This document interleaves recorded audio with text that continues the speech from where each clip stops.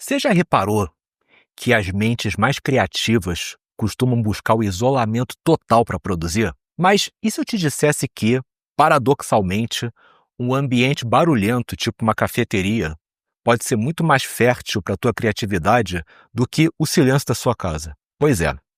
Nesse vídeo, eu vou te explicar por que o cérebro criativo precisa de isolamento, mas também por que é possível ele render no meio do caos e o que isso revela sobre o teu próprio processo de criação. Eu sou o professor João Abrantes e quando a gente pensa em personalidades inovadoras tipo Einstein, Nikola Tesla, Steve Jobs, a imagem que vem na cabeça é aquela pessoa isolada num laboratório, aquele escritório minimalista, longe das distrações de fora, né? E apesar disso ser uma cena arquetípica, existe todo um fundamento por trás disso. A criatividade, ela flui melhor quando a gente está isolado, num ambiente mais reservado. Mas por quê? Resposta curta, por causa dos neurônios espelho. Agora, a explicação. O ser humano, ele nasceu para viver em comunidade. É praticamente impossível sobreviver sem a ajuda dos outros. Cada grupo tem culturas e regras próprias. Quem não adere pode ser excluído e a chance de sobrevivência vai lá embaixo. E isso era muito mais evidente na pré-história, quando o ser humano era muito mais vulnerável e tinha que andar com uma tribo para poder sobreviver. Mas esse instinto, ele continua até hoje no nosso cérebro.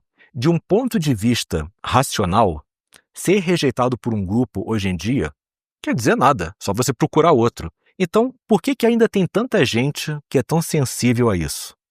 Porque esse instinto primitivo, ele ultrapassa a barreira da lógica. E a gente fica com a sensação de que as nossas chances de sobreviver caíram. Toda vez que a gente está num determinado contexto, tipo igreja, academia, faculdade, trabalho, ou até mesmo nossa própria casa, o cérebro fica mapeando as características e comportamentos que são comuns à maioria das pessoas desse ambiente, para que a gente possa replicar e se integrar com aquela cultura. E isso acontece por causa de estruturas que são chamadas de neurônios espelho. Por exemplo, já reparou que a gente fica com vontade de bocejar quando olha para outra pessoa que está bocejando? Isso é o cérebro copiando inconscientemente o comportamento de quem está em volta. O problema é que isso pode atrapalhar o processo de você desafiar o convencional e pensar fora da caixinha. Pensa comigo.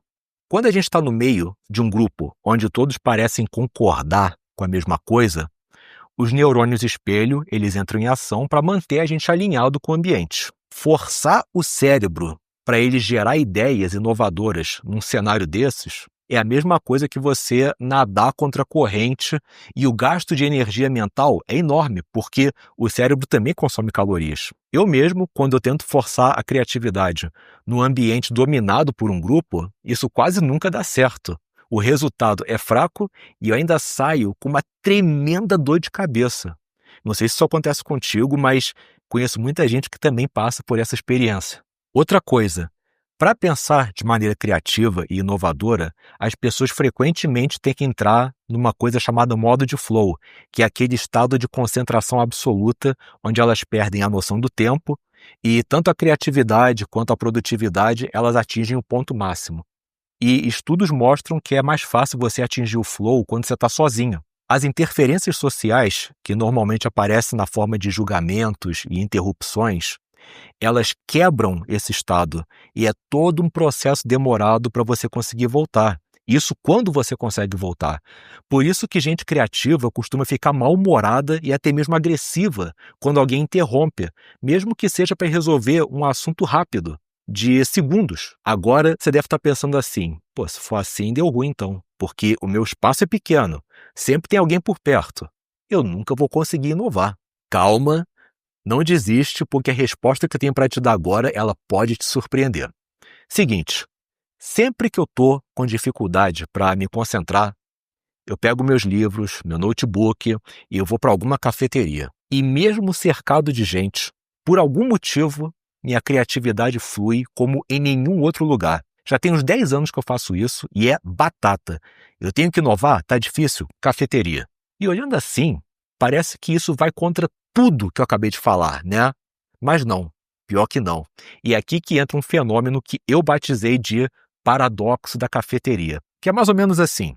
Quando você está nesse tipo de ambiente, você pode até estar rodeado de pessoas, mas aí que tá. São pessoas que não interagem diretamente com você. Ninguém está esperando nada de você, ninguém te chama, ninguém cobra a tua atenção. Você está meio que protegido pela tua invisibilidade social. Esses cenários, eles costumam oferecer 3 benefícios. Primeiro é o ruído branco social. O burburinho das conversas, o som das máquinas de café, tudo isso gera um ruído de ambiente que vai estimulando o cérebro sem provocar nenhuma distração direta. Isso impede que a tua mente fique divagando para as preocupações internas e gera um estímulo bem suave, que pode ajudar a promover foco e criatividade. Segundo é autonomia mental. Você está cercado? Sim, mas você está isolado mentalmente. Não tem pressão social, não tem expectativa, não tem interrupção direta. Você não precisa se preocupar com a possibilidade de você ser abordado. Ninguém vai fazer isso. Bom, a não ser o garçom ou a garçonete trazendo o teu pedido, o que, para todos os efeitos, não vai te afetar em nada. E terceiro, as cafeterias e ambientes semelhantes, eles não têm os mesmos estímulos visuais e auditivos que podem afetar a tua concentração. Isso aqui é importante principalmente para quem trabalha de casa e mesmo no silêncio do lar não consegue se concentrar. Porque muitas vezes a nossa casa está cheia de gatilho que fica lembrando a gente de algumas pendências e responsabilidades, tipo, o boleto que ainda não foi pago, que gera ansiedade financeira, o cachorro pedindo carinho, que apela para as emoções de afeto, né, e acaba desviando a tua atenção, a louça acumulada na pia, que fica te lembrando das responsabilidades domésticas, e por aí vai, né? Cada um desses estímulos, por menor que seja, pode acabar fragmentando a atenção e interrompendo o fluxo criativo. Por outro lado, na cafeteria, você não tem papel ou obrigação nenhuma a não ser a tarefa que você decidiu executar ali. É que nem você abrir uma aba mental anônima sem o algoritmo para chamar a tua atenção com os conteúdos que você curte e sem as notificações que ficam pipocando para te distrair. Imagina que a tua criatividade é que nem aquele peixe raro que só aparece no aquário quando está tudo tranquilo e que qualquer estímulo é que nem aquela batida no vidro que faz o peixe se esconder. Na cafeteria, mesmo com barulho externo, ninguém está batendo diretamente no teu vidro. Você pode mergulhar no teu projeto sem ser interrompido ou julgado. E bom, se você chegou até aqui, eu acho que você deve ter percebido uma coisa muito importante. Não basta a gente entender o que estimula a criatividade. A gente tem que ter coragem para transpor as ideias para o mundo real. E aí que muitas pessoas travam. Por quê?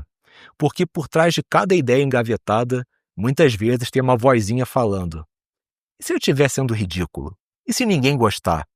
E se eu não for bom o suficiente? Então, não adianta você estar no ambiente ideal se por dentro você fica se sabotando. A boa notícia é que essa voz não é a tua essência, isso aí é um ego mal programado tentando te proteger do julgamento. Nada que não seja possível de reprogramar e é por isso que eu escrevi o Autoestima Já, um livro direto, baseado em ciência, experiência prática, para te ajudar a silenciar essas vozes internas que te travam, fortalecer tua confiança e te reconectar com a tua autenticidade criativa. Se você sente que está na hora de parar de duvidar do teu valor e começar a criar com mais liberdade e menos medo, esse livro foi feito para você. O link está aqui embaixo, dá uma olhadinha com carinho e, se fizer sentido, começa hoje mesmo a resgatar a tua potência criativa. E é isso, a chave para inovar e sair da caixinha é se livrar das pressões sociais diretas. E para isso, você não precisa ficar sozinho ou no silêncio absoluto. Então, próxima vez que você estiver precisando mergulhar num projeto que exige um pensamento criativo, não busca o isolamento total. Experimenta o paradoxo da cafeteria. Busca um lugar movimentado, mas onde você é invisível para todo mundo. Criatividade não é exatamente uma questão de isolamento absoluto, mas sim de você ter a liberdade para fluir sem ser interrompido. Um grande abraço e reescreve tua história.